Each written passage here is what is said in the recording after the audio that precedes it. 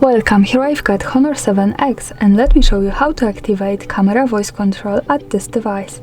So let's start by tapping on camera button to open it, and for now we are on standard photo mode.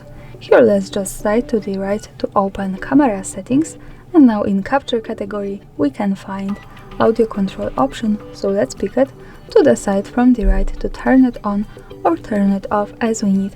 When it's turned on, we should be able to take a photo without touching the screen by saying some keywords like say cheese to take photos, or we can pick also option with take photos when your voice reaches a certain decibel level, so you can stay on whatever you need. Let me try to stay on cheese to use this. So let's move back to camera, and now let me try to take a photo by saying simply cheese. And as you can see, it works perfect. Thanks for watching, subscribe our channel and leave the thumbs up.